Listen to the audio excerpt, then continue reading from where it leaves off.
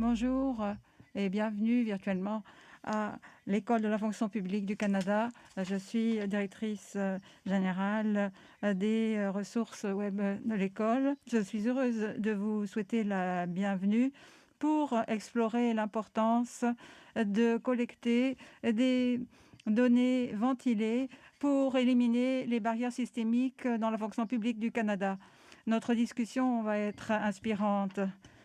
Puisque je suis à Ottawa, je me trouve sur le territoire traditionnel non cédé de la nation Anishinaabe.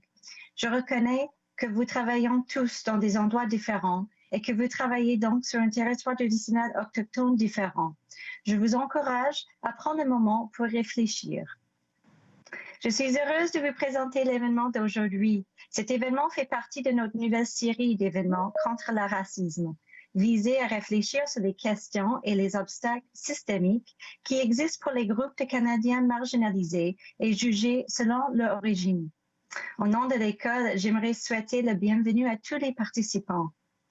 Before we get into the event, here are a couple of housekeeping items. Vous avez de l'interprétation simultanée pour que vous puissiez suivre dans la langue de votre choix. Pour améliorer votre expérience de visionnement, nous vous encourageons à vous déconnecter du VPN si possible et à vous reconnecter à l'événement. Nous aimerions que l'événement d'aujourd'hui soit interactif. S'il vous plaît, utilisez la fonction qui vous permet de lever la main pour poser votre question pour les panélistes. Quelqu'un surveille les questions et va nous les transmettre. Ces conversations peuvent être émotionnelles pour certaines personnes. Alors, je vous encourage à prendre soin de vous et de votre santé mentale. Faites une pause si vous en avez besoin ou faites appel à des ressources telles que le programme d'aide aux employés. Alors, commençons. Je suis heureuse de vous présenter Caroline David, sous-ministre associée, réfugiée. Madame Xavier a plus de 30 ans d'expérience de la fonction publique. Avant d'arriver à son ministère, elle a été secrétaire au bureau du conseil privé et elle a travaillé à Affaires mondiales Canada. Et elle a occupé de nombreux postes au sein de la fonction publique. Bienvenue à vous, Caroline. D'être ici parmi vous cet après-midi. Real pleasure to be here. Je suis heureuse d'être ici. Je voudrais remercier l'École de la fonction publique du Canada ainsi que le caucus des employés noirs de la fonction publique. I would like to begin by... Je voudrais commencer comme l'a fait Wendy, que pour nous, à Ottawa, nous nous réunissons sur un territoire non cédé de la nation Anishinaabe. Nous réfléchissons à une année qui a été des plus exceptionnelles. Elle n'est certainement pas ordinaire. This year, though thoroughly... L'année a été dominée par la pandémie. Beaucoup de personnes se sont concentrées sur la question de la discrimination et sur son impact sur notre société et sur nos systèmes et nos institutions. Beaucoup de pays du monde ont fait face au racisme systémique et institutionnel. La pandémie a mis en relief les inégalités, notamment parmi les personnes racialisées. Les incidents racistes que nous avons vus aux États-Unis ont vraiment augmenter notre sensibilisation. Le Canada a aussi ses exemples et fait aussi face au problème du racisme. Nos communautés et nos institutions sont aussi enclines à la discrimination, comme on l'a vu aux États-Unis. Ainsi que la brutalité et le préjudice courant qui l'accompagne ont été mis en lumière comme jamais auparavant. Les histoires choquantes que nous entendons ou les situations dont nous sommes témoins commandent une intervention sur toute la ligne, y compris au sein de la fonction publique du gouvernement du Canada. There has been a sustained... Il y a eu un effort soutenu dans bien des ministères, y compris chez moi, au ministère de l'Immigration et des Réfugiés et de la Citoyenneté, pour essayer de résoudre le problème et pour avoir un milieu de travail plus respectueux. Sarah Boisclair, qui est notre directrice, qui dirige le groupe de travail ministériel contre le racisme, aborde cet enjeu. Ce groupe de travail permet aux employés racialisés d'accéder à des opportunités d'emploi publie des articles sur la façon de parler de la race, a invité des emplois à participer à plusieurs réunions publiques sur le racisme et tient des entretiens et des conversations entre les personnes de couleur, les personnes autochtones et les personnes noires auxquelles j'ai participé. Le ministère a mené une enquête en collaboration avec divers groupes du ministère pour essayer de cerner le racisme au sein du ministère et son impact sur la productivité et les aspects psychologiques et la culture organisationnelle. Mais pour nous aider à essayer d'analyser nos données ventilées, notre groupe de travail continuera de créer des espaces plus sécurisés. Il fera aussi une évaluation globale du racisme institutionnel au sein de notre ministère et publiera une stratégie sur plusieurs années. Nous voulons faire des changements durables au sein de notre ministère. Par le passé, nous ne prenons pas une seule et unique mesure. Il ne s'agit pas d'une solution temporaire, mais d'une reconstruction complète. Nous voulons apporter un changement durable dans la façon dont nous travaillons et dans la façon dont nous traitons uns et les autres. Mais cela va prendre du temps. Our goal at RCC. Notre objectif est de rendre notre milieu de travail plus inclusif, quelles que soient les origines des personnes. Alors que nous allons améliorer l'équité, nous allons jeter les fondements d'un meilleur avenir. Mais ce n'est pas simplement une priorité ministérielle, c'est une priorité au sein de la fonction publique, en particulier au niveau les plus élevés. Nous avons passé les derniers mois à écouter nos collègues et nous allons continuer à le faire. Et nous avons aussi écouté nos employés qui nous ont dit ce qu'on devait faire. Pour nous assurer que nous sommes sur la bonne voie, il est important de réfléchir sur ce qu'on nous dit et sur les conversations et sur les données. Important que nous puissions faire à l'heure actuelle, c'est de faire preuve de transparence dans le cadre de nos efforts et des résultats de nos efforts.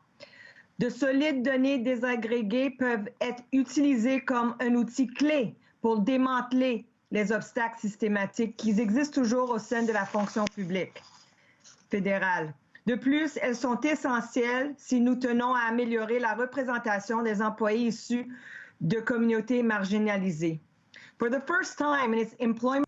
Pour la première fois, le rapport sur l'équité en matière d'emploi a permis à l'ensemble de la fonction publique d'avoir accès à des données ventilées. Avant, ces données faisaient partie du recensement. Maintenant, elles sont disponibles en tout temps à quiconque. Tout le monde peut voir où il faut apporter des améliorations. Significatif pour moi, en tant que cadre supérieur. J'ai aucun intérêt à être la seule et la dernière personne à mon niveau dans cet échelon. C'est important que nous faisons notre possible de s'assurer que la fonction publique possède une mine de talent et d'expérience car elle existe. Nous devons bâtir une culture d'acceptation et d'égalité des chances pour que les personnes puissent gravir les échelons avec leurs pairs. Évidemment, il reste beaucoup à faire et je répète encore que ça ne va pas se faire au jour de lendemain. Every day is an opportunity. Chaque jour est une opportunité de renforcer les valeurs positives et les mesures qui les soutiennent. Chaque projet ou initiative, chaque conversation, quel que soit le sujet, est une occasion d'améliorer la façon dont nous traitons les personnes et dont nous nous traitons mutuellement, dont nous travaillons ensemble. Avec la publication de ces données ventilées, le gouvernement a permis de donner à voir le mouvement en faveur du changement. Cela nous montrera le travail que nous devons faire pour améliorer l'avenir. C'est un défi que nous devons relever. Je vous encourage tous et toutes de reconnaître le pouvoir dont nous disposons pour transformer la fonction publique pour les Canadiens et la nécessité d'agir ensemble. Je repasse la parole, Wendy. Merci, Caroline. Inspiring words. C'était des paroles très inspirantes. Merci beaucoup d'avoir prononcé le mot d'ouverture aujourd'hui. Et maintenant, je vous présente nos intervenants. Le premier qui se joint à nous, Cathy Lusk, qui nous vient de l'Atlantique. Cathy Lusk, Bonjour, je suis Cathy Lask. Je suis directrice intégrité et services nationaux, région de l'Atlantique, Service Canada. Service d'intégrité à Service Canada. And I'm here today to tell you a little bit about my story and the linkage. Et je vais vous parler de mon expérience et du lien avec les données. Les données, c'est comme ça que j'ai obtenu mon premier travail à la fonction publique. J'ai commencé comme étudiante à ce qu'on appelait développement des ressources humaines Canada, et on recrutait des étudiants diversifiés.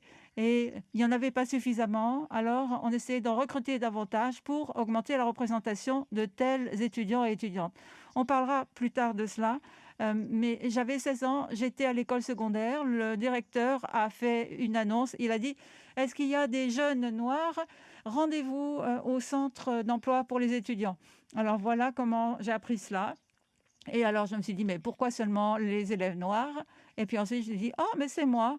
Je voudrais un travail, je ne savais pas du tout ce que c'était, je ne connaissais rien, mais je voulais du travail, je ne venais pas d'une famille aisée. Peu m'importait la façon dont le message était livré, évidemment. J'étais jeune, je me suis rendue au centre d'emploi et je ne savais pas du tout dans quoi j'allais m'engager. Alors, je suis entrée et j'ai dit j'aimerais un travail. Eh bien, on m'a dit, eh ben, nous, on recherche des Noirs. J'avais 16 ans, je ne savais rien. Et on m'a donné une demande d'emploi de 9 pages qui avait plus de 120 bulles que je devais cocher pour l'expérience. Et je me suis dit que je ne savais pas du tout dans quelle langue on communiquait, ce que je devais faire. Et c'était ma première expérience, ironiquement, qui m'a permis de... la dotation, ça peut être une barrière. C'est difficile pour tout le monde, mais ça prend du temps. Alors, j'ai rempli la demande d'emploi avec ma mère. Elle m'a aidé à comprendre, voilà ce que ça signifie. Et puis, on est arrivé à l'auto-identification. On m'a demandé si j'étais une minorité visible, est-ce que j'étais une femme, est-ce que j'étais une autochtone, est-ce que j'avais un handicap. Et donc, j'ai coché 3 de ces cases. Et je me suis dit, oh non, je ne vais pas remplir ça parce que c'est volontaire. Alors, je suis allée donner ma demande d'emploi et on m'a dit, vous ne pouvez pas avoir l'emploi, à moins que vous vous identifiez comme étant membre d'une minorité visible. On m'a dit, vous devez dire que vous êtes noir. Alors, je l'ai fait. Je suis rentrée chez moi et j'ai dit à ma mère, pourquoi est-ce que je dois dire ce que je suis pour obtenir un emploi ? Est-ce que les autres personnes doivent le dire ? Ma mère m'a dit non, mais c'est probablement qu'ils essayent de faire un suivi. Et elle m'a dit, est-ce que tu veux l'emploi ? J'ai dit oui. Eh bien, de toute façon, ma mère m'a dit, de toute façon, elle te voit arriver. Alors, on le voit. Alors, elle me donnait une leçon assez dure, parce que les gens vont me voir arriver. Ils vont voir que je suis différente et ils prendront des décisions sur cette base. Et c'est devenu un message pour moi dans toute la carrière, parce que c'est ce qui se produit maintenant. Moi, je suis une cadre, mais les gens ont des perceptions. On a tous des préjugés, la race, la culture, la croyance. On porte des jugements et ça se manifeste dans ce qui peut être parfois un environnement difficile, à titre de cadre dans la région de l'Atlantique ou aussi à Ottawa. Je ne peux pas vous dire combien de fois on m'a demandé quel secrétaire j'étais, à qui j'appartenais, d'où je venais et ce que j'étais. Comme si je n'appartiens pas à un endroit parce que je suis une femme noire, je suis cadre. Souvent, je me fais insulter dans la rue et quand j'arrive à la caisse d'un supermarché, on me demande si j'ai vraiment les moyens d'acheter ça. Ça, c'est de la discrimination, c'est des préjugés qui sont activement présents dans notre environnement. Et je ne vous dis pas pour créer de la honte ou de la culpabilité, mais pour vous sensibiliser, parce que les personnes des groupes de la diversité ou des groupes racialisés ou des groupes en situation de handicap font l'expérience de cela. Ça existe. Et l'ignorance ne peut pas vous arrêter, parce qu'une fois qu'on est sensibilisé, une fois qu'on est conscient, on avance et on peut aussi apporter une contribution à titre d'allié ou essayer de changer la situation, de l'améliorer.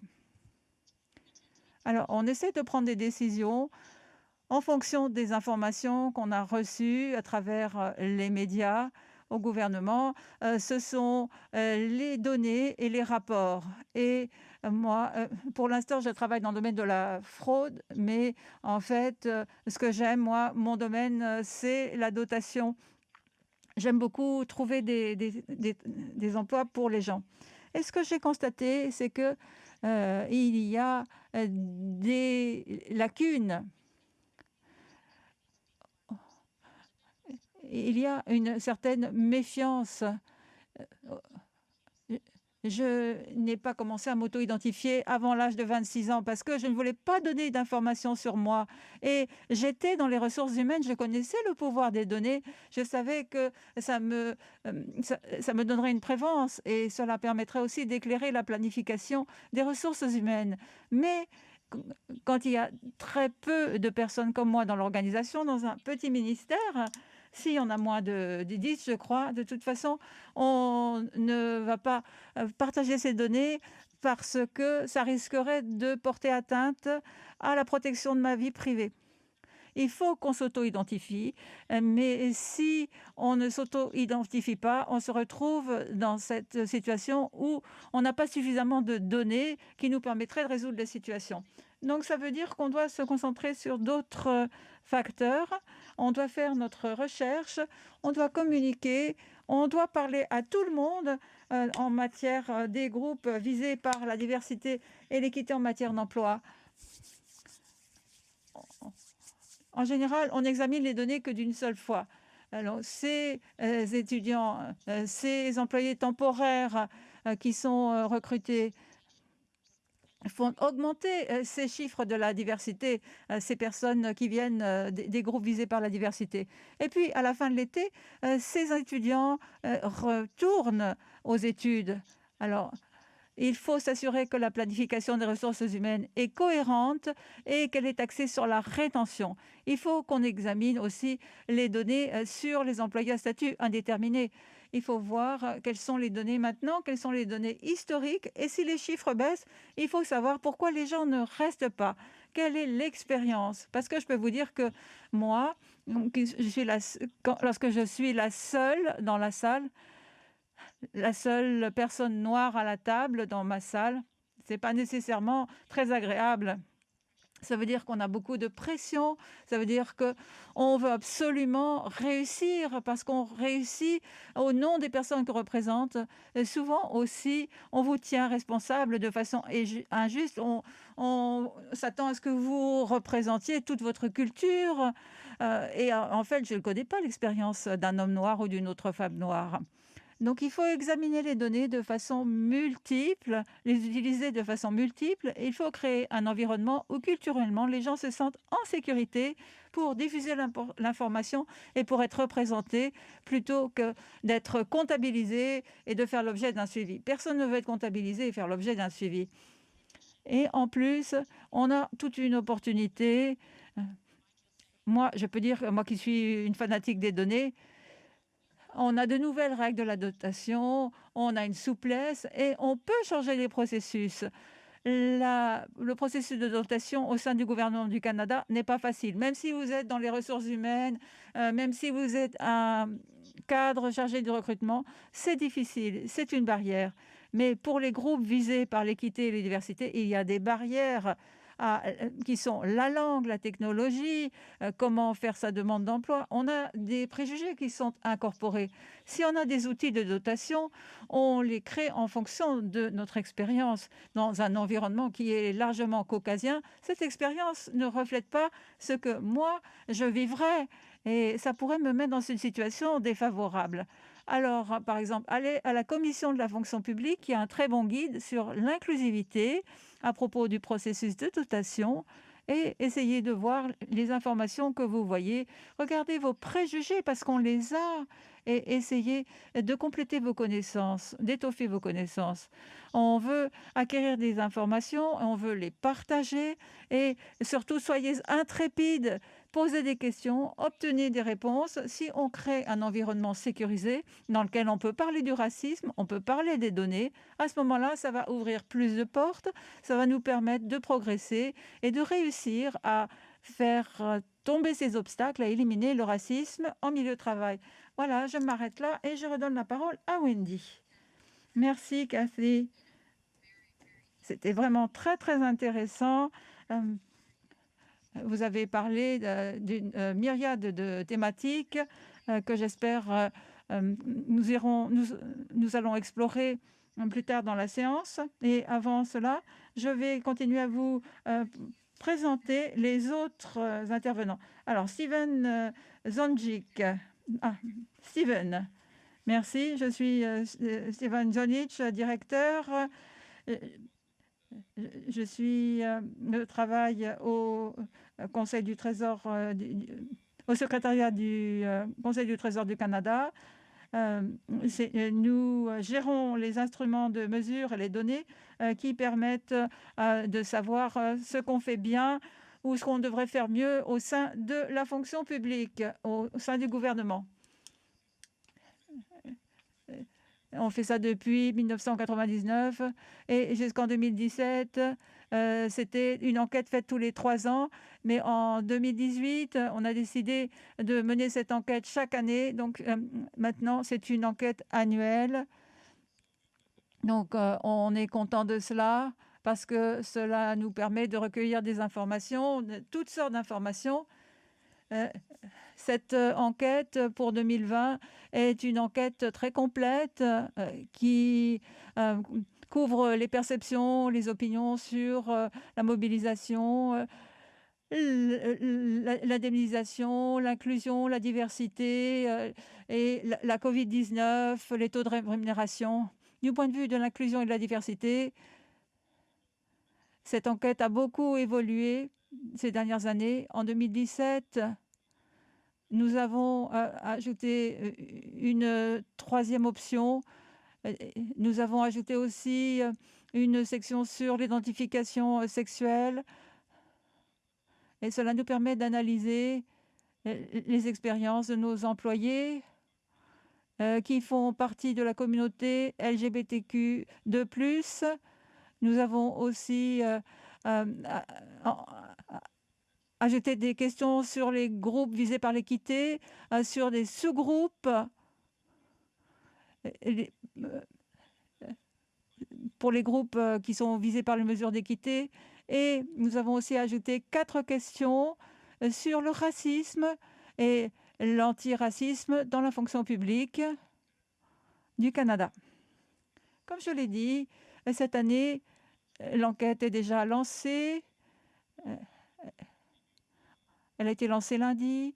On va continuer à promouvoir cette enquête jusqu'à ce que l'enquête se termine le 22 janvier prochain. Les résultats seront diffusés au printemps 2021 et les résultats préliminaires seront disponibles à la mi-avril, les résultats définitifs d'ici le mois de mai.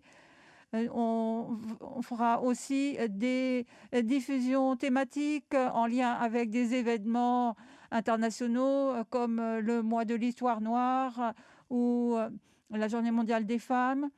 C'est une enquête qui est vraiment essentielle pour refléter l'environnement dans lequel nous vivons et c'est aussi pour nous une année repère.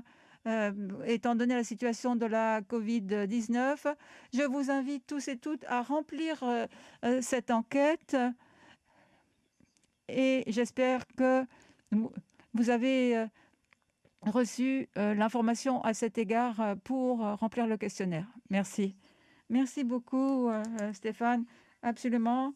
Nous avons fait la promotion de cette enquête auprès de nos employés, puisque nous voulons certainement recueillir l'opinion des employés. Et maintenant, Jason Lawson.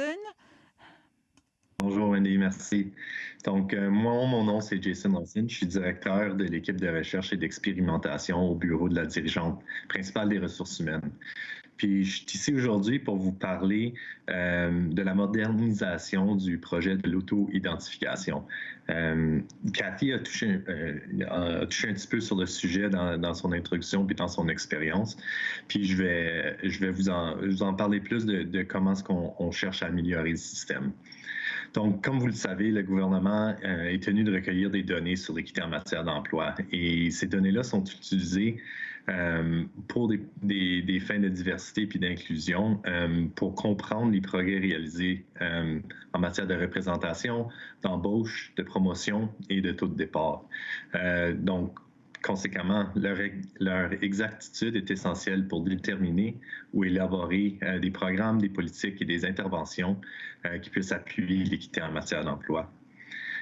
La collecte des données se fait généralement par un questionnaire de déclaration volontaire que les employés de chaque ministère ou organisme remplissent. Nous autres, on donne des normes minimales pour ce questionnaire, mais les ministères peuvent modifier les instructions et ajouter des questions supplémentaires pour les adapter à leur contexte. Seuls les employés qui s'identifient volontairement à un employeur peuvent être considérés comme tels pour des fins statistiques pour la détermination de la représentation dans la fonction publique. Donc, quels sont les enjeux ici avec ça?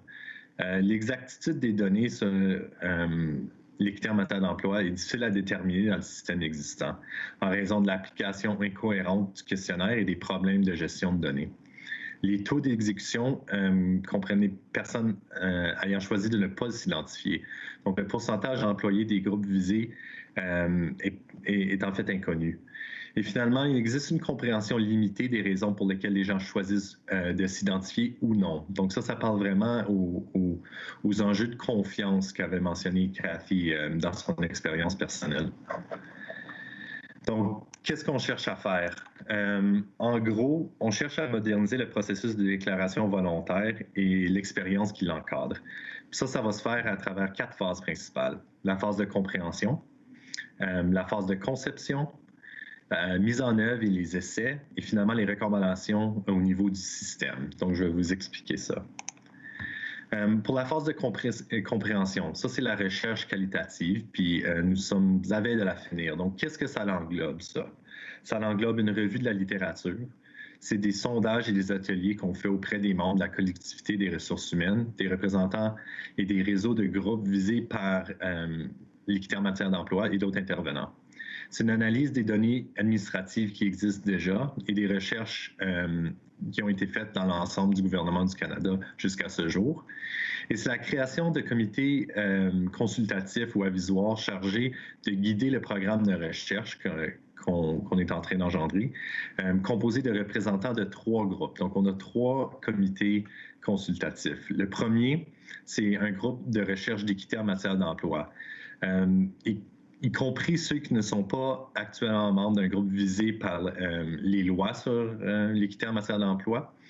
Donc, on travaille avec beaucoup des réseaux intergouvernementaux qui portent sur ce sujet. Le deuxième comité, c'est les professionnels des ressources humaines, spécifiquement les représentants de chaque département qui sont en train de travailler sur la diversité et l'inclusion. Puis finalement, les services ministériels, donc par exemple les services juridiques, les services de protection des renseignements personnels et les systèmes de TI. Donc la deuxième phase, c'est la phase de co-conception. On vient de lancer cette co-conception cette semaine, en fait, avec l'aide de l'École de la fonction publique. Ils nous ont donné de l'aide pour élaborer notre programme. Puis au cours de cette co-conception, nous avons rassemblé un groupe de 30 employés de toute la fonction publique pour nous aider. Puis ces employés-là, ils font partie des membres des groupes d'équité en matière d'emploi ou ceux qui cherchent à l'être. Puis, ils amènent leurs expériences personnelles, puis on les guide à travers une formation de 3 semaines pour être capable d'élaborer à travers des processus itératifs de conception, d'analyse, de rétroaction, pour élaborer des interventions, des prototypes et des solutions pour l'auto-identification. Donc, les solutions conçues au cours de cette phase viseront à accroître les taux de réponse, mais encore plus important, c'est de vraiment comprendre l'expérience qui est associée. Ces recommandations pourraient nécessiter des modifications politiques et au système opérationnel lors de la mise en œuvre du projet. On va utiliser la recherche et le processus de conception pour la troisième phase. Donc ça, c'est la mise en œuvre et les essais. Donc au cours de la troisième phase, nous allons faire des essais sur un nouveau questionnaire fondé sur les phases de compréhension précédentes.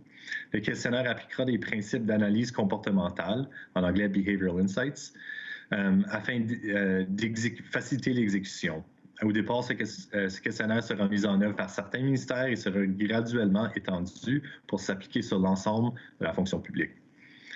Et en complémentarité avec ce nouveau questionnaire, nous voulons vraiment se concentrer sur les interventions de communication axées sur le comportement.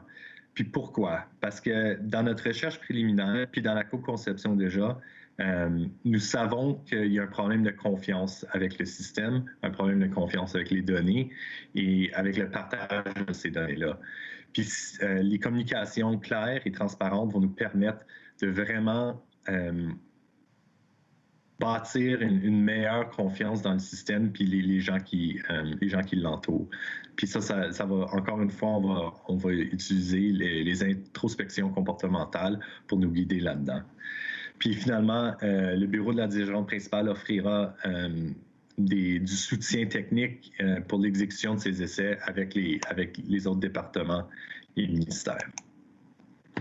Et finalement, le tout visera à créer des recommandations au niveau du système. Donc, sur la base des conclusions de toutes les étapes précédentes, nous allons élaborer un rapport qui va essentiellement amener des recommandations sur tout le processus de déclaration volontaire, les communications qui l'entourent, la gouvernance des données et l'expérience globale des utilisateurs qui font l'autodéclaration. On va présenter ces résultats, puis ça va être la fondation sur laquelle on va être capable de bâtir un nouveau processus amélioré. Puis j'aimerais simplement ajouter pour finir que c'est un processus de recherche intensif sur lequel on s'est embarqué. Puis, bien qu'il est axé sur l'auto-identification, qui est un projet super important, surtout sur le côté des données, nous espérons que les informations, les expériences recueillies, puis toutes les données que nous pouvons rassembler à travers ce processus peut servir dans tout l'écosystème de diversité et d'inclusion, au-delà de seulement l'auto-identification. Donc, merci beaucoup, puis de retour à toi, Wendy. Merci beaucoup, Jason. Je pense que beaucoup dans la communauté attendent avec impatience pour le nouvel processus et on va avoir l'opportunité aujourd'hui d'en parler en plus de détails, j'espère. So over now to... Maintenant, je cède la parole à Paula Spinac. Merci d'être des nôtres. On a déjà entendu 3 intervenants de la fonction publique. Il me fait plaisir de vous souhaiter la bienvenue parce que vous allez nous parler de votre perspective de l'extérieur de la fonction publique. Et vous allez nous parler donc du monde du bénévolat. À vous, Paula, bienvenue. Merci beaucoup et merci à vous tous de me donner l'occasion d'entreprendre un dialogue avec vous. Chez Bénévolat Canada, on sait que la société civile était anciennement dans le secteur du but non lucratif. Mais comme vous savez, la fonction publique et le secteur du bénévolat partagent le désir d'assurer la résilience des communautés. On se voit comme des partenaires. On est sur le même parcours pour étudier l'inclusion et la diversité dans nos 2 secteurs. J'aimerais vous lire quelque chose très rapidement. C'est l'accord entre le gouvernement du Canada, le secteur du bénévolat, qui a été signé au mois de décembre 2001, signé par Jean Chrétien et par les dirigeants du secteur à but non lucratif. Et on a identifié nos valeurs partagées dans ce document. et la base sur laquelle on allait fonder notre collaboration. La démocratie, la citoyenneté active, l'égalité, la diversité, l'inclusion et la justice sociale également. Ce qui est intéressant à ce niveau-là, au sujet de cet engagement des deux secteurs à travailler ensemble, c'est que ces valeurs sont les mêmes valeurs qu'on a aujourd'hui. On se regarde et on se demande combien de choses on a pu réaliser pendant 20 ans. Et on se dit tous qu'on a beaucoup de chemin à faire encore. Et on voulait vous parler donc aujourd'hui de notre expérience dans notre secteur. Comme vous le savez, quand on pense à la diversité, l'équité et l'inclusion, on voit souvent sur les sites web d'un organisme à but non lucratif qu'on dresse une liste de valeurs organisationnelles, mais on n'a pas la capacité finalement de les exécuter comme on voudrait. Par exemple, si on prend les conseils d'administration, on ne voit pas la diversité qu'on devrait voir au sein d'un organisme qui fait partie de la collectivité. Vous savez peut-être que le sénateur Matma Omedbar, qui était le vice-président du comité sénatorial sur le secteur des œuvres caritatives, a identifié cela comme étant un problème. Il a encouragé l'ARC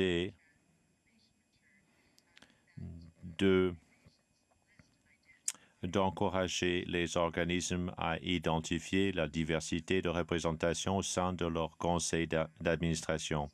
Statistique Canada œuvre également à explorer le niveau de diversité au sein des conseils d'administration des organismes à but non lucratif. Pourquoi c'est important d'étudier ces conseils?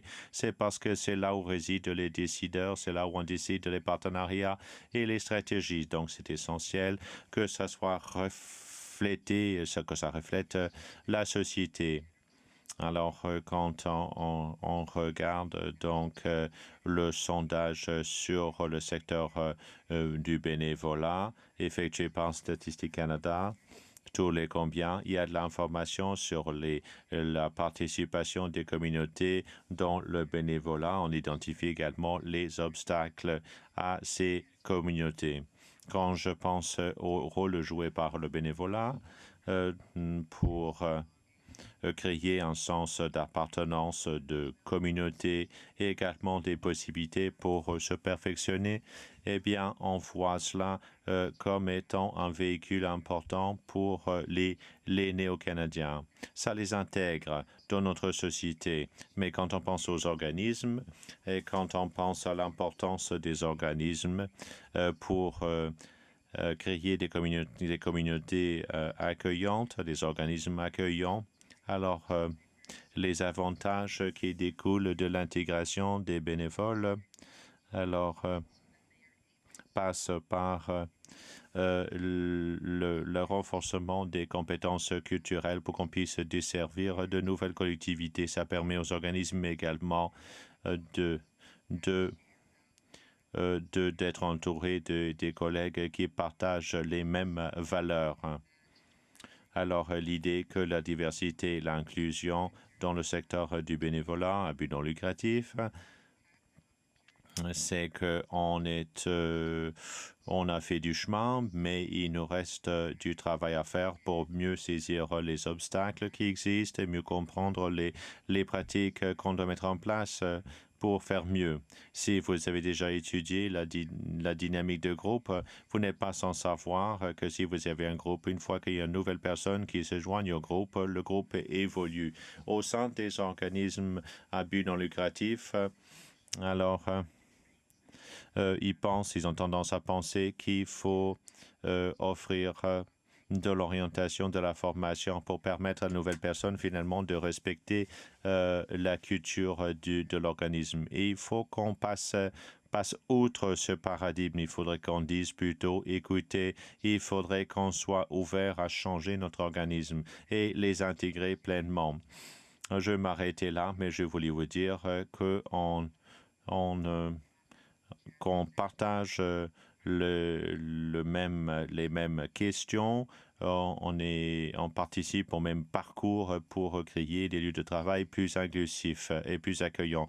Merci Paula, c'est très intéressant d'entendre votre point de vue parce que ça touche tous les Canadiens, n'est-ce pas, et la fonction publique fédérale dessert tous les Canadiens, on doit représenter tous les Canadiens. Et c'est bien de vous entendre nous communiquer vos réflexions. Maintenant, on va commencer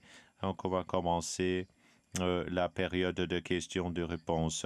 Il nous reste un peu moins d'une heure. La première question.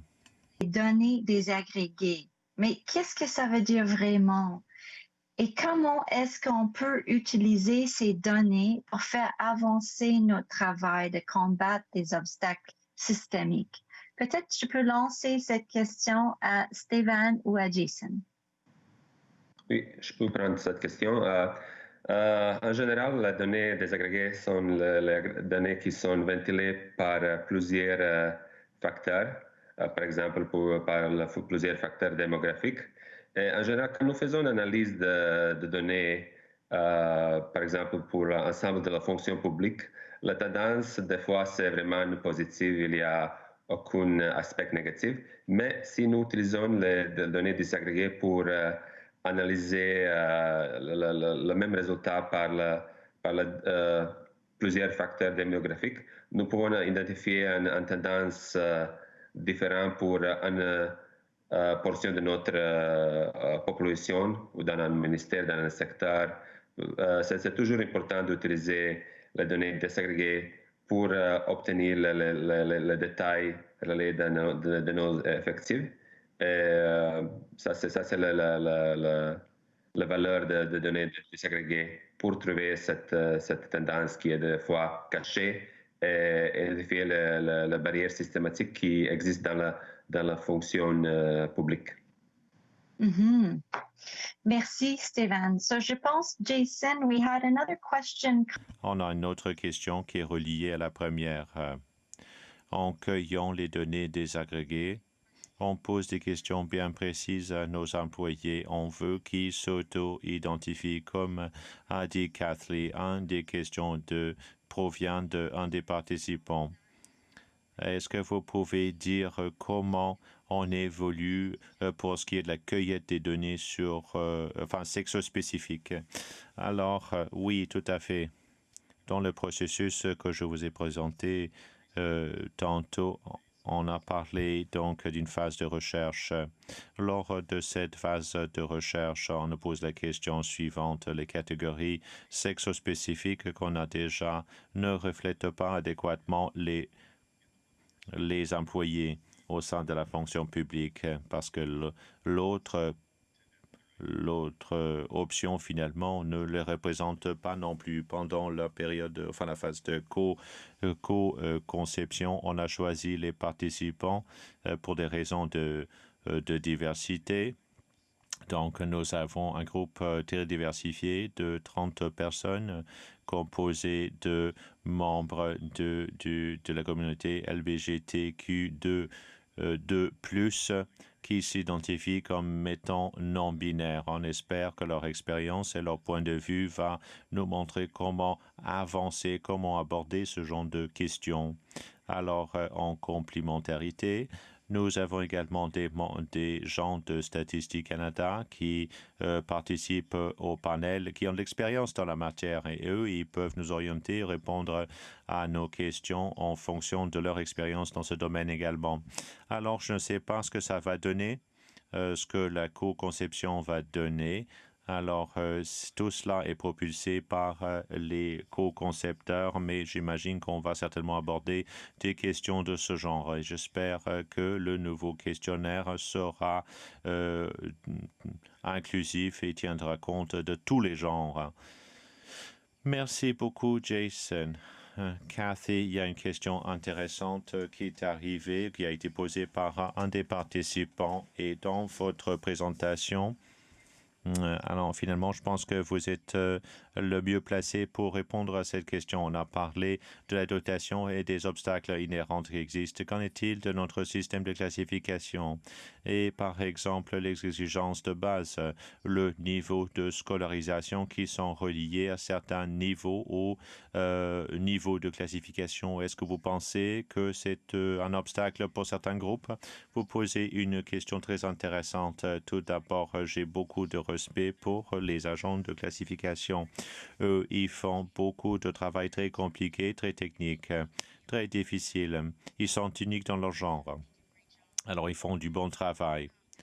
Une chose qu'il faut faire dans le monde de la dotation, c'est d'étudier la conception des structures et des outils. Il y a des façons pour nous d'être plus inclusifs.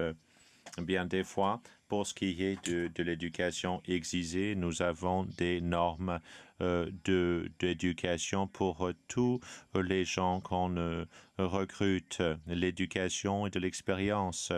Peut-être détenir un diplôme est une exigence, mais dans bien des postes, on peut avoir une combinaison de formation, de diplôme et d'expérience. Alors, pourquoi ne pas élargir la portée pour ne pas exclure qui que ce soit? Je vous pose cette question pour la raison suivante. Si on veut augmenter la représentation et si on se penche sur les données, on voit que certaines personnes, des gens handicapés, les gens racialisés par exemple, ont moins de possibilités à obtenir un diplôme à cause du traumatisme culturel. Alors, il y a beaucoup de facteurs dont il faut tenir compte quand on étudie les données, les informations, si on veut recruter les exécutifs d'un lieu donné, d'un groupe donné, et aucune de ces personnes a le diplôme requis. Alors vous êtes perdants et eux aussi. Il faut qu'on adopte une solution de rechange. Qu'est-ce qu'il faut faire? Eh bien, nous avons un cadre structurel très solide en ressources humaines et il faut que ça soit plus nuancé. Ce qu'on fait du côté de Service Canada, c'est de faire l'analyse sexospécifique et on consulte avec la communauté à l'extérieur de la fonction publique pour qu'ils nous parlent de leurs expériences.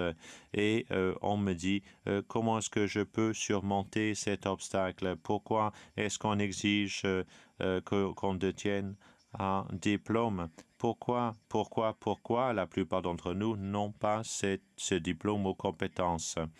Alors, c'est vraiment une situation perdante pour tout le monde. On veut vraiment nuancer le processus, on veut étudier la structure des outils et on veut enlever tout parti pris qui existe. Et ensuite, on va poser la question, est-ce vraiment nécessaire? Peut-être l'outil est désuet, peut-être on pourrait l'actualiser pour refléter une nouvelle réalité. Les emplois ont évolué depuis la création des normes. La Commission de la fonction publique, le Conseil du Trésor fait un bon travail dans ce domaine. Nous avons la possibilité maintenant de trouver des possibles pour nous permettre d'évoluer avec. Merci beaucoup. Merci, c'est très très bien, très très intéressant. Je suis tout à fait d'accord avec vous. Je pense que nos panélistes seront également d'accord pour dire qu'on peut innover de bien des façons, même au sein de la structure qui existe ou le cadre existant. Il y a une autre question qui est arrivée et je veux qu'on réponde aux questions des participants. C'est une question un peu longue et je vous demanderai donc à répondre. Une question fort importante. Alors, comment assurer la représentation à tous les niveaux de la fonction publique? C'est problématique parce que souvent les comités qui travaillent sur l'inclusion et les politiques de dotation sont composés de gens qui n'appartiennent pas à ces groupes. Ou si ils sont composés de gens de ces groupes, ces gens n'ont pas de poste de pouvoir et seulement inclus pour assurer une bonne représentation. Comment est-ce qu'on peut contourner ce problème quand la plupart des postes élevés au sein de la fonction publique ne sont pas détenus par les gens de groupes diversifiés? Alors, Caroline, à vous. Eh bien, Wendy, je ne suis pas censé être conférencière, mais la question est fort importante pour moi et j'aimerais intervenir pour répondre à cette question. Ensuite, céder la parole à d'autres. Alors, la question est plutôt factuelle. Il ne faut pas être dupe.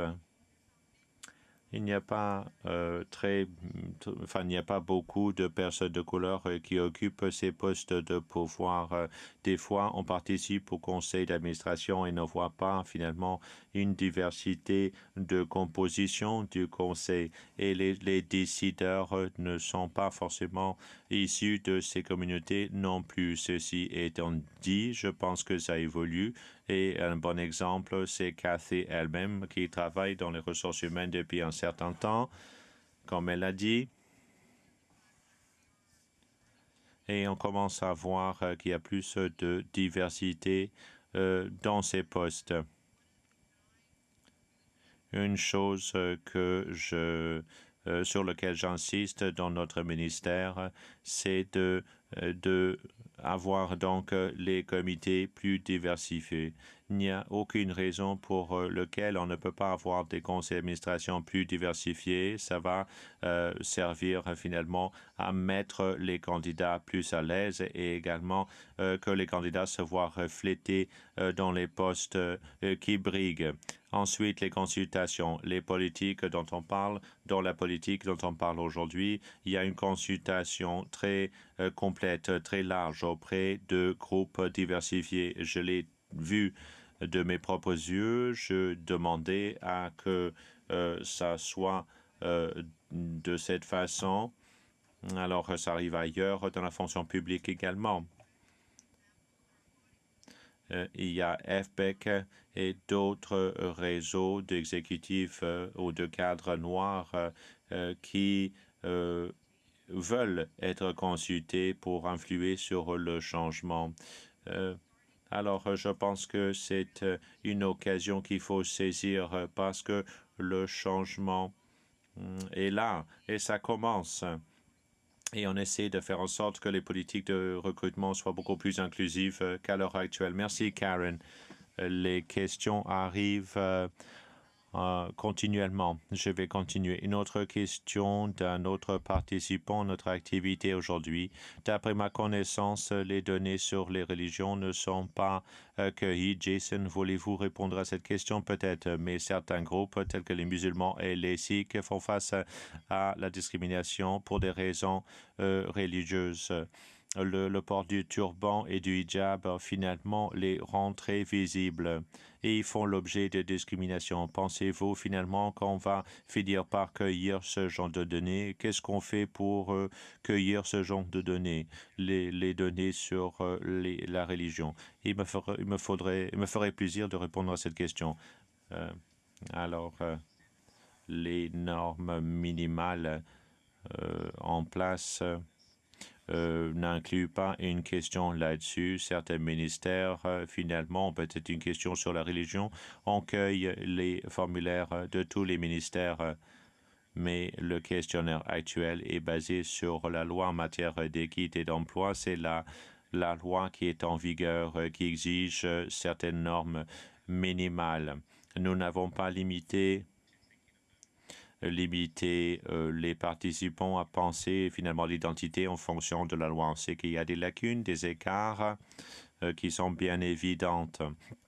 On les encourage finalement à penser à l'identité de façon très large, de très globale, holistique, pour que les recommandations que nous allons présenter présentent l'identité dans sa forme globale pour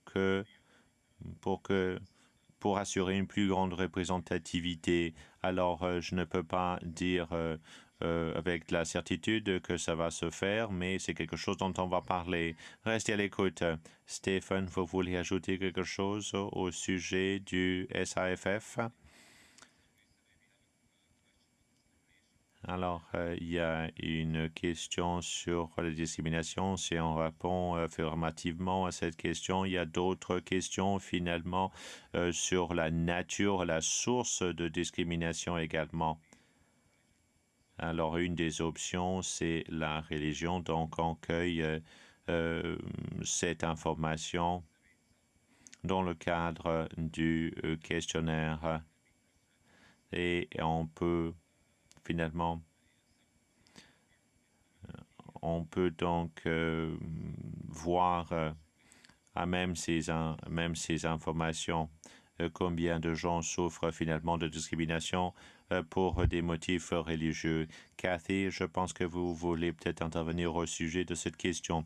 Oui, ce n'est pas forcément relié à la collecte de données, mais nous avons des possibilités pour faire preuve de créativité pour ce qui est des lieux de travail.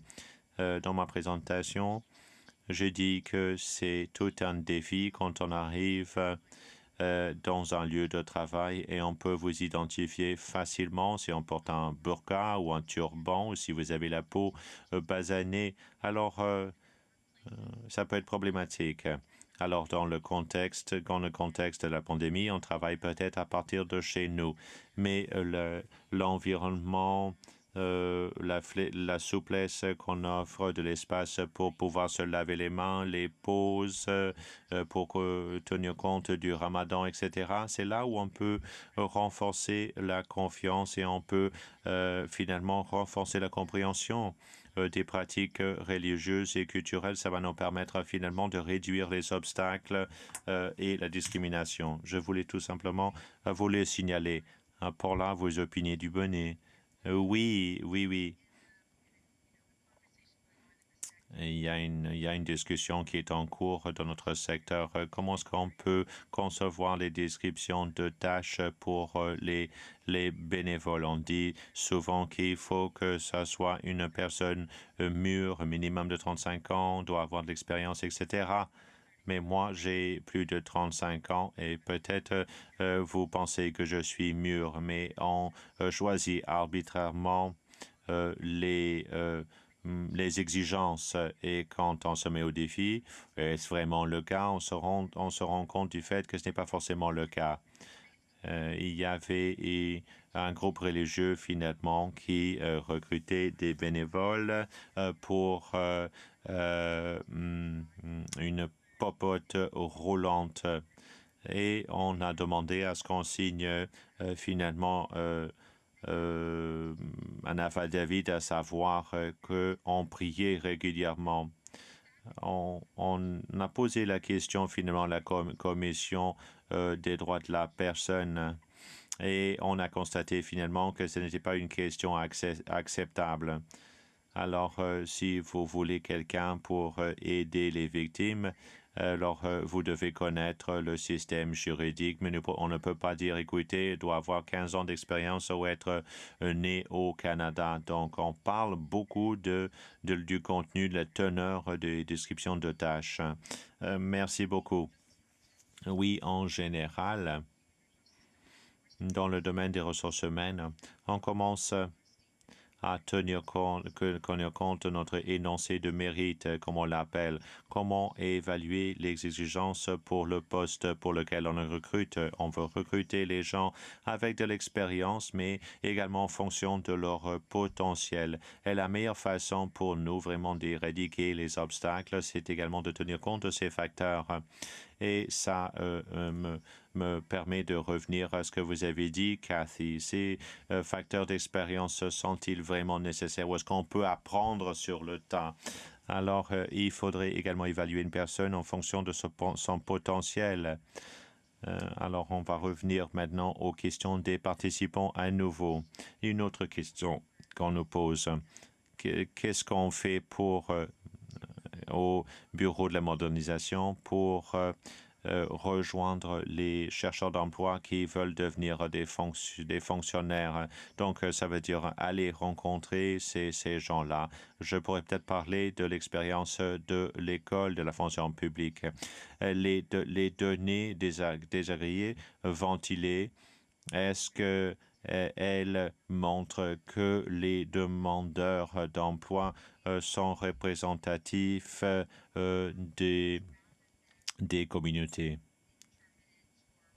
Là, on parle finalement des données cueillies au sujet des candidats et pas sur la main-d'œuvre. Je vais donc demander à Jason de répondre à cette question. Ces données ventilées existent-elles? Est-ce qu'on a cela à la Commission de la fonction publique, par exemple, pour les campagnes de recrutement importantes? Je ne peux pas parler pour la Commission, mais je sais que le problème avec les données tirées d'autodéclaration, c'est qu'il y a plusieurs points d'entrée, les deux systèmes dont on a parlé aujourd'hui, et d'autres également, on demande aux gens de s'auto-identifier.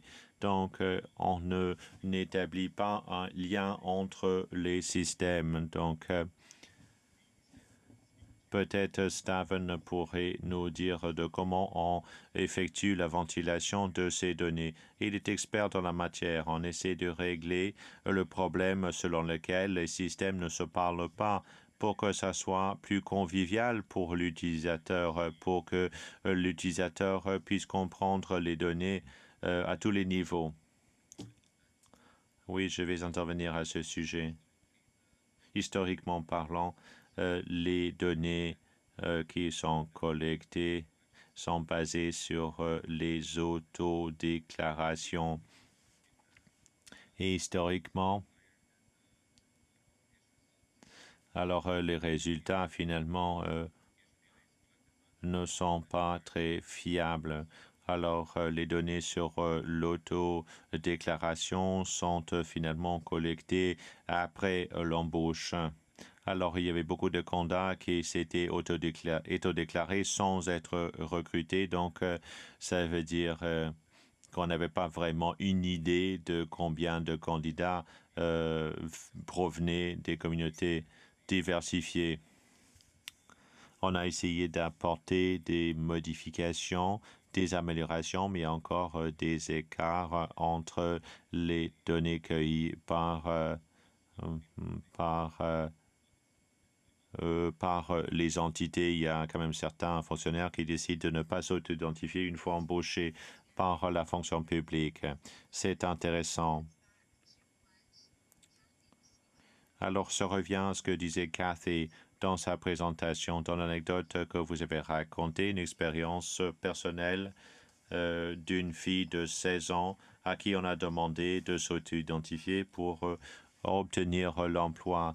À certains niveaux, c'était bien intentionné, mais de d'autres façons, ça n'a pas été bien accueilli par vous, n'est-ce pas?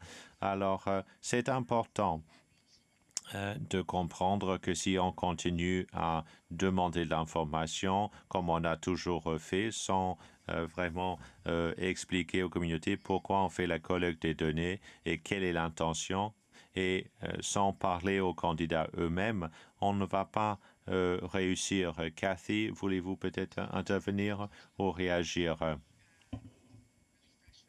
C'est quelque chose finalement qui est très important. On a dit que le gouvernement doit représenter les gens qu'il dessert. Et un des défis auxquels on fait face, le greffier dit les personnes noires, les personnes handicapées et les autochtones. Mais la loi sur l'équité en matière d'emploi a été conçue pour ne pas assurer ce genre de souplesse. Et du point de vue des ressources humaines, les besoins de diversité sont très différents finalement d'un bout à l'autre du pays. Nous avons des collectivités noires et autochtones en Nouvelle-Écosse. Nous n'avons pas autant d'immigrants qu'ailleurs au pays, en Ontario, au Québec ou dans l'Ouest, par exemple. Alors, l'accessibilité, les feuilles de route pour l'accessibilité, la loi sur l'accessibilité est très importante si on veut recruter quelqu'un qui est aveugle, si on veut recruter une personne autochtone d'une bande ou d'un groupe bien précis pour représenter cette collectivité. Alors, ce n'est pas clair comment on peut le faire légalement et tout en respectant la loi. Alors, j'ai posé aux agents de ressources humaines des questions très dures. C'est peut-être un obstacle parce que je ne peux pas aller recruter un homme noir ou quelqu'un d'un groupe autochtone bien particulier ou une personne avec un handicap bien particulier. Alors, c'est une question importante. Quel est le besoin? Pourquoi recrute-t-on quelqu'un? Quel est le type de représentation nécessaire là où on se trouve? Alors, il y a des gens comme moi qui posent les bonnes questions, qui exercent des pressions pour qu'il y ait changement, pour avoir plus de souplesse. Le système ne se parle pas, comme Stéphane vient de nous dire, et c'est quelque chose qu'on doit corriger. Le système ne doit pas pouvoir dicter comment on fait notre travail. On doit dicter nos exigences en matière de système. C'est un problème. Je voulais mentionner finalement qu'un des participants aujourd'hui de la Commission de la fonction publique a confirmé qu'ils font la collecte de ces données-là. On va l'imaginer et il serait prêt finalement à nous en parler après cette conférence. Jason, voulez-vous peut-être intervenir ou ajouter? And it's just like I mentioned, and Steven mentioned as well, is that the systems could speak to each other better. And it's a technical detail, and it seems obvious that they should, but it's a barrier nonetheless. And at the end of the day, we're looking to make it as easy as possible for the person to identify, and multiple systems creates confusion in the whole self-ID process. So we have another interesting question that I'm sure all of us can reflect on, but I'm not sure any of us has the answer to. Ah, je ne sais pas du tout. La relation, la considération. Quand on veut améliorer l'équité en matière d'emploi, les membres des communautés visibles ne parlent pas la deuxième langue officielle, et ceci entre en conflit avec la nécessité, avec les besoins au sein de la fonction publique de répondre aux exigences en matière de langues officielles, en partie dans les postes supérieurs où il faut correspondre au profil CBC, au profil linguistique CBC. Donc, il va peut-être apprendre une troisième langue pour être admissible à certains postes. Est-ce que cela a une incidence?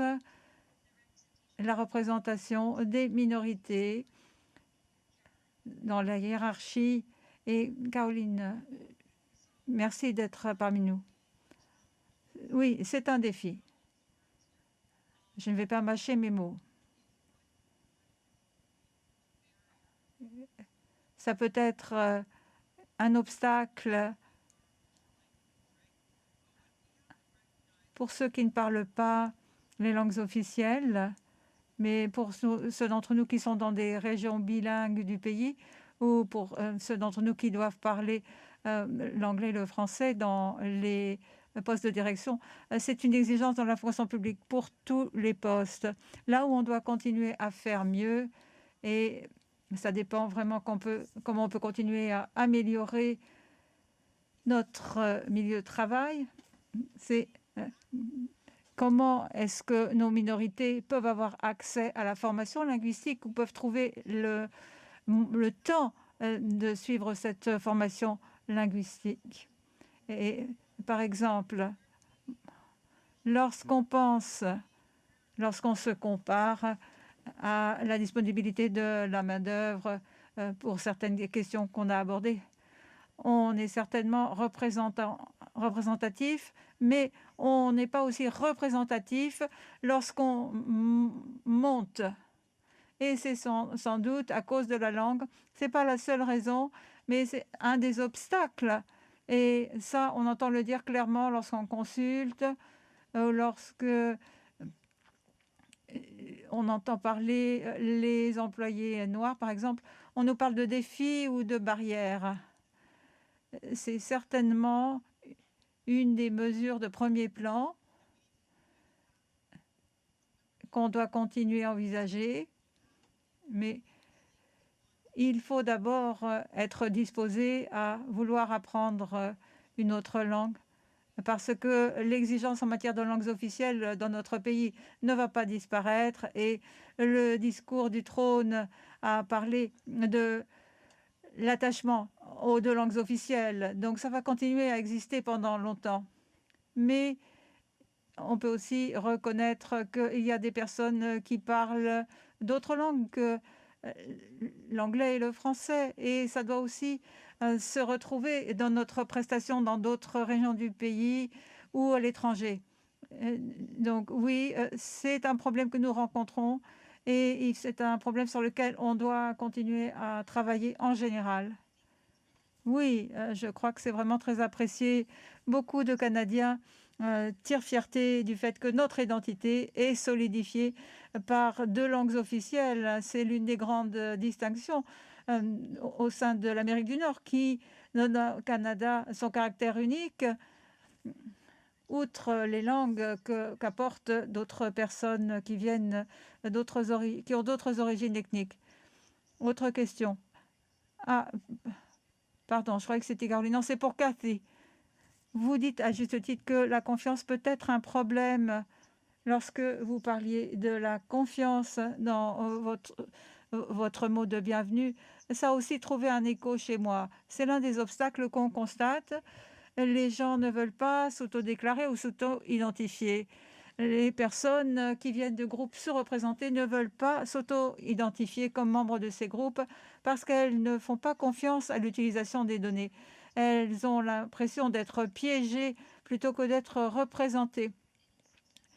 Est-ce qu'il y a eu des exemples de réussite, de façon de renforcer cette confiance? Et Paula, par exemple, vous pourriez répondre. Cathy. Oui, c'est effectivement difficile. Et comme l'a dit Caroline, évidemment, je vais être très transparente en disant que je crois que le plus grave problème, c'est que on s'auto-identifiait, les données sont recueillies, mais après ça, il n'en ressort rien. L'une des plaintes que j'entends, c'est que on nous dit sur les publicités, si vous faites partie des groupes visés par l'équité ou par la diversité, dites-le et identifiez-vous. Mais en fait, les gens me disent c'est utilisé pour les statistiques, pour identifier les minorités, pour identifier les autochtones. Mais ensuite, il n'y a pas de résultat, il n'y a pas d'effort pour voir comment les gens peuvent véritablement accéder à ces postes. Donc pour moi, ça revient à des résultats concrets. C'est bien de donner l'information. Je dis, je m'auto-identifie, vous allez recueillir les données, mais je veux voir un résultat concret. Ça peut être l'équité, ça peut être l'investissement, la formation.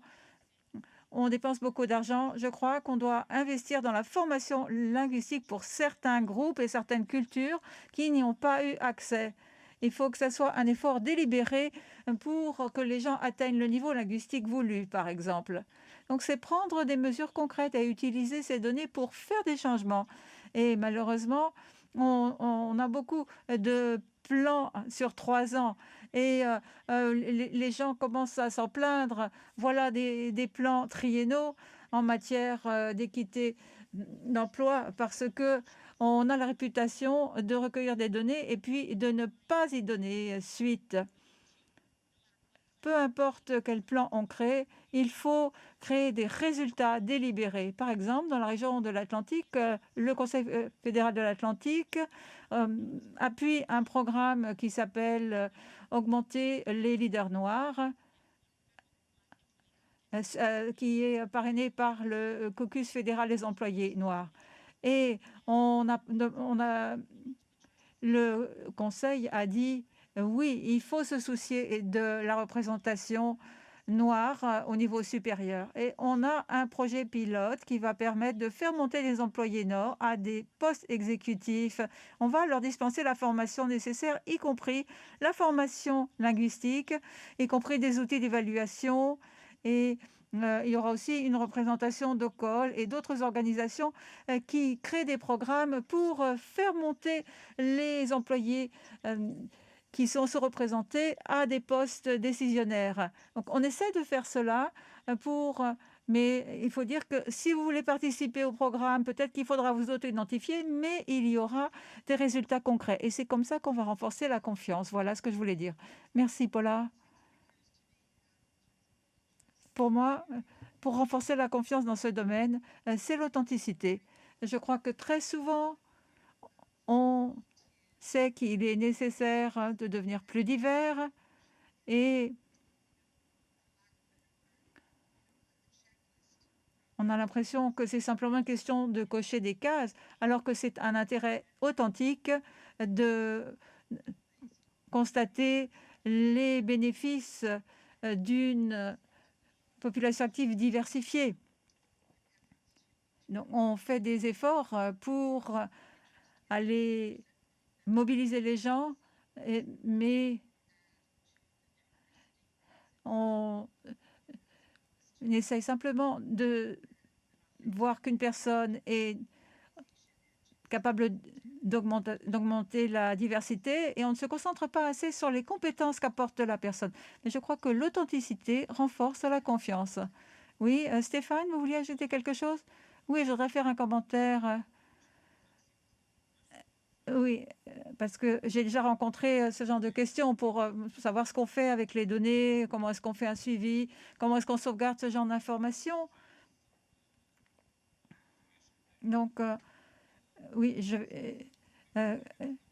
moi, on me pose régulièrement ce genre de questions, en particulier parce que les gens voudraient voir les résultats de l'enquête sur la fonction publique du Canada. S'il y a peu de répondants à ce moment-là, les données sont supprimées. S'il y a moins de 10%, cette information est supprimée. Donc, les données sont protégées. Elles sont protégées par la loi sur la protection de la vie privée. Donc, les gens pensent que les données seront manipulées ou seront utilisées à mauvais escient, mais ce n'est certainement pas le cas parce que on a une protection au niveau juridique. Et, donc, ça, c'est une perception erronée. Oui, vous avez raison. Et je voudrais qu'on revienne sur ce que vous avez dit. Les ministères et les bureaux régionaux les plus petits, on dit que si on dit que s'il y a moins de 10 répondants, à ce moment-là, on met de côté les données. On recueille les informations, mais comment est-ce qu'on assure que ces données soient protégées et comment est-ce qu'on prend des décisions? Stéphane, eh bien, je ne sais pas comment les petits ministères gèrent cela, mais les conseils on donne des points de référence. Par exemple, on donne des résultats pour les petites agences s'il y a suffisamment de répondants. Mais moi, à titre de spécialiste de données, si je sais que j'ai moins de 10 personnes, ça me montre quand même qu'il y a un problème qui doit être abordé. Si on a certains objectifs à réaliser, de toute façon, même si vous avez moins de 10 personnes dans un groupe ou dans un sous-groupe, mais il faut quand même travailler. Ça ne vous donne pas autant de précision qu'on le souhaiterait, mais cela vous permet de confirmer une tendance ou un problème qu'on essaie de résoudre au sein d'une organisation. Pour moi, le fait qu'il y ait entre 1 et 9 personnes dans une catégorie, c'est quand même une information valable si on essaye de prendre des décisions éclairées et efficaces. Oui, Jason, vous souhaitiez ajouter quelque chose? Oui, je crois que une partie importante de la transparence et du fait qu'on se concentre sur les utilisateurs avec les données d'auto-identification. Ça dépend comment les gens voudraient qu'on utilise leurs données. Et ça varie d'une personne à l'autre. On a étudié le concept du consentement par palier ou de différents types de consentement. On peut dire, oui, je veux que ça soit utilisé à des fins statistiques et aussi à des fins d'embauche, par exemple. Et on peut choisir ou non de cocher tel ou tel facteur. Ça complique les choses, ce n'est pas l'approche la plus simple, mais cela permet de modifier la façon dont on utilise l'information en fonction de certains besoins. Merci. Je crois qu'il nous reste du temps pour une question. C'est une question intéressante et je crois qu'elle est présente à l'esprit chez bien des gens. Quand est-ce que la loi sur l'équité en matière d'emploi va être modernisée pour refléter la société actuelle et pour permettre la ventilation? Par exemple, les minorités visibles sont une énorme catégorie et on ne reconnaît pas que différentes personnes de couleur ont des expériences différentes. On en a parlé déjà. On parle aussi du terme racialisé, des personnes racialisées, et ça sera remplacé lors de la nouvelle loi. Est-ce que c'est vrai? Est-ce que vous savez si ce terme va être remplacé dans la nouvelle loi? Je vais parler de la première partie, pas nécessairement du point de vue de la loi, mais simplement du point de vue des données. On recueille des données par sous-groupe sur la population active, mais aussi dans l'enquête sur la population active et aussi dans l'enquête.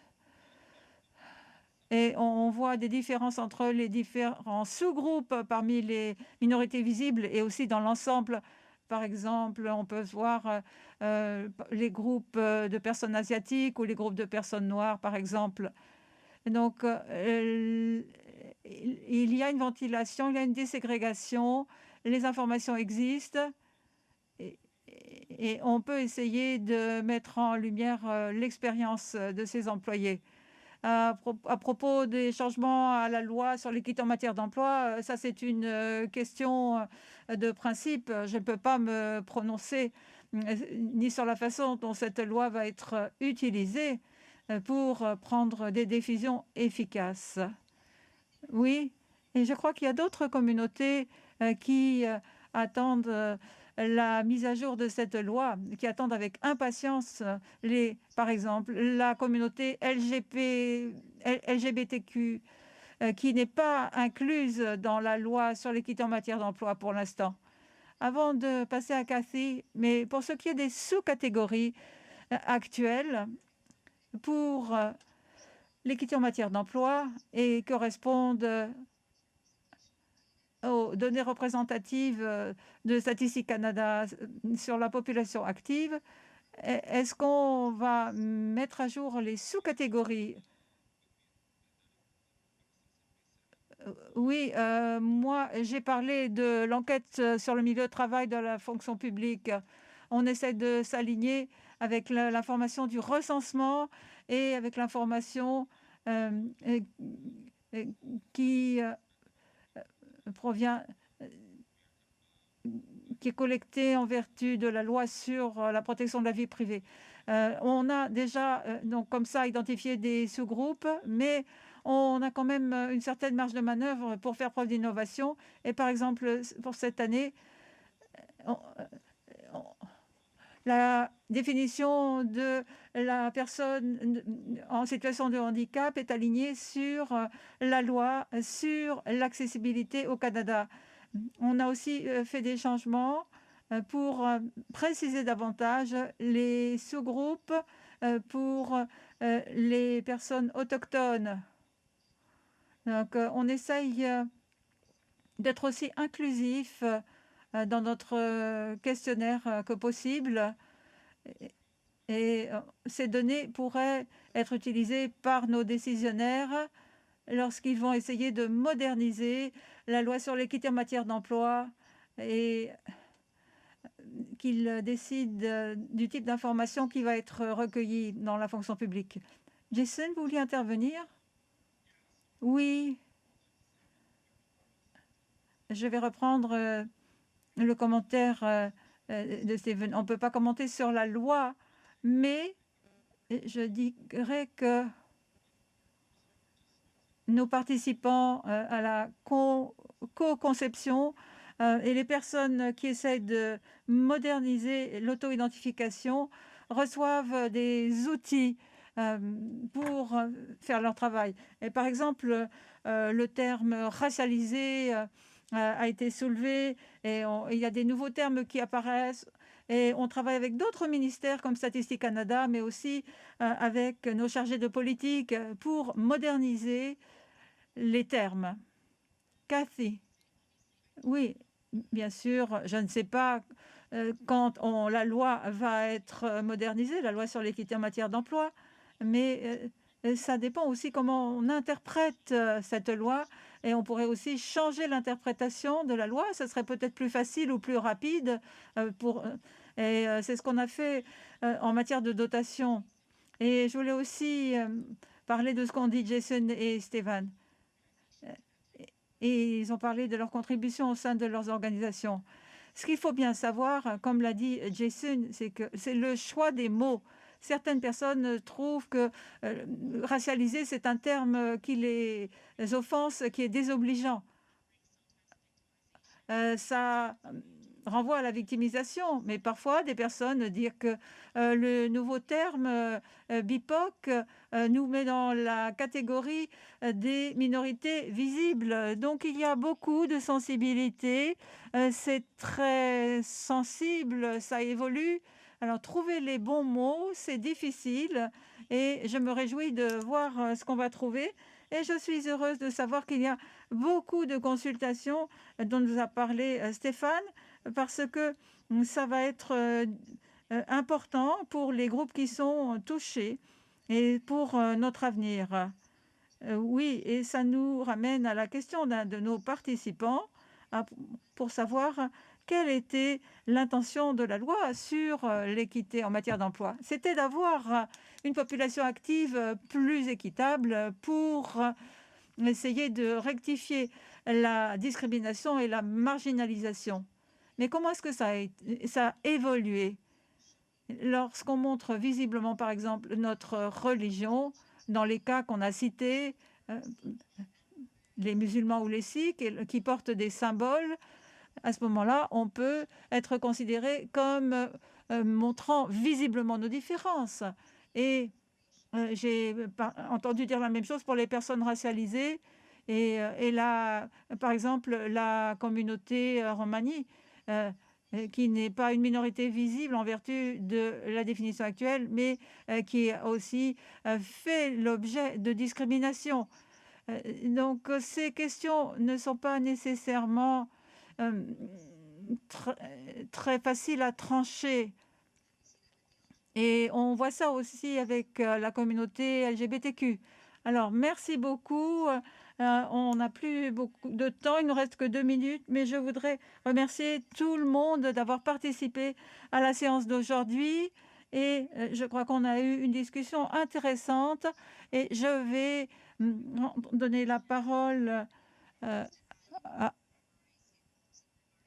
Je vais passer aux remarques de clôture, mais je voudrais savoir si quelqu'un voudrait intervenir avant. C'est bien. Donc, alors merci. Ça a été une discussion très intéressante. Ça a été un plaisir de la modérer, de l'animer. Questions et merci d'avoir partagé vos questions et commentaires avec nous aujourd'hui. On behalf of the school, I'd like to thank. Au nom de l'école, je voudrais remercier Caroline, Cathy, Paula, Stéphane et Jason qui ont fait partie de la discussion. Je voudrais vous remercier tous et toutes, notre auditoire virtuel qui avait contribué aujourd'hui à notre réunion. J'espère que la discussion vous a plu et j'espère que cela vous a donné matière à réflexion et que ça a trouvé un écho chez vous et que cela vous a inspiré à propos du travail qui est actuellement fait pour faire progresser ces dossiers. Très important pour l'école. Ainsi, je vous encourage à compléter l'évaluation électronique que vous allez recevoir dans les prochains jours. The school also has many other interesting. L'école a aussi beaucoup d'événements très intéressants. Alors, je vais vous les présenter. Je vous invite à vérifier notre site web régulièrement et à écouter nos activités de formation. Par exemple, le 11 décembre, il y aura une activité sur l'appui au recrutement des employés autochtones. Alors, rejoignez-nous pour savoir comment mieux soutenir nos employés autochtones. Et si vous ne le savez pas, il y a aussi un podcast de l'école qui s'appelle Innovate on Demand. Le prochain épisode parle d'Anil, notre statisticien en chef, qui parle de la révolution des données et ses conséquences sur le gouvernement du Canada. Ce podcast est disponible sur le site web de l'école. Vous pouvez aussi le télécharger dans vos magasins pour les podcasts, Apple et Google. Merci beaucoup d'avoir participé à cet événement. Je vous souhaite une excellente après-midi.